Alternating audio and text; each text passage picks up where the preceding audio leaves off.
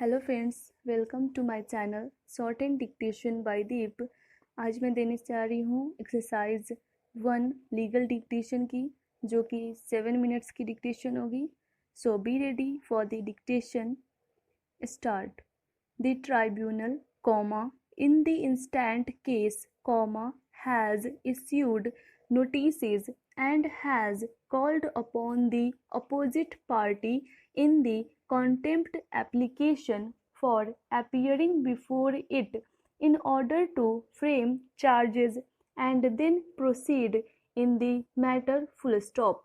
In our opinion, this stage cannot be a stage for entertaining a writ petition on the ground as if the contempt application was not maintainable and the tribunal had no jurisdiction to proceed with the same full stop.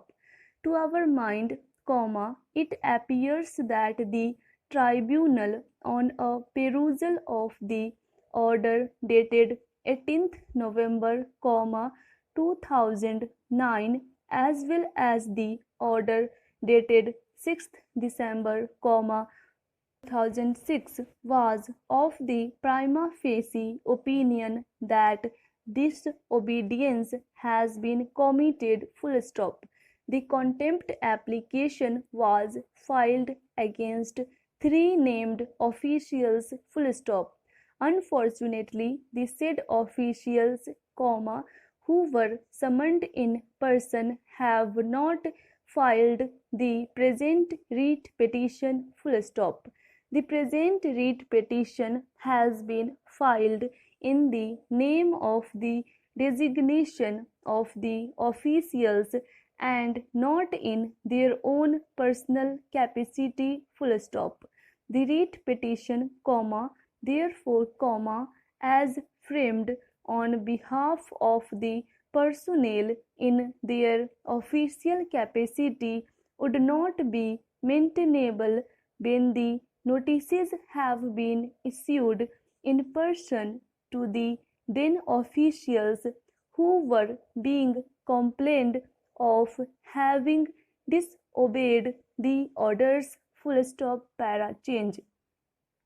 The issue of finality in relation to the dispute of the vacancy and availability of the post of lab assistance was an issue which was decided in paragraph number 5 of the judgment dated 6th December, 2006, as extracted herein above, full stop.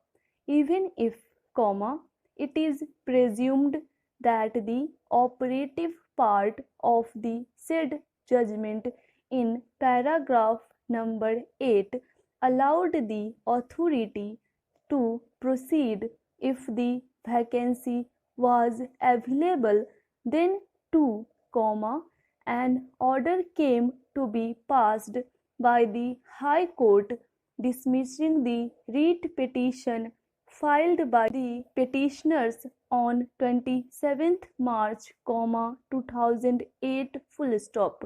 The finding recorded in paragraph number 5 of the order dated 6th December, 2006 was therefore, upheld and not set aside full stop. Apart from this, an attempt to get the judgment of the tribunal reviewed also failed, and the review application was dismissed on 10th December, 2007, full stop. The respondent number 1 filed a contempt application number 92 of 2007, and the order passed therein and extracted herein above directed the authority to ensure compliance within 3 months, full stop.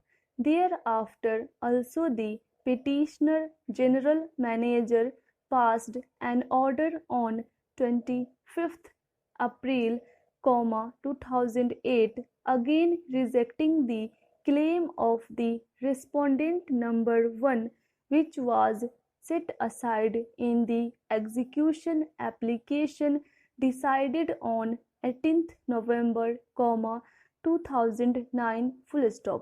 The said order in the execution application was never challenged by the petitioners and has attained finality. Petitioner number 1 then proceeded to pass an order on 24th February, 2010, which has given rise to the action for contempt. The contempt application would therefore, be maintainable if a disobedience is being alleged in respect of an order which has attained finality. The defense of the petitioners on this issue can be examined only after the charges are framed and their defense is considered in order to establish as to whether the order dated 24th February, 2010 passed by the general manager is contemptuous or not. Para change. This trial cannot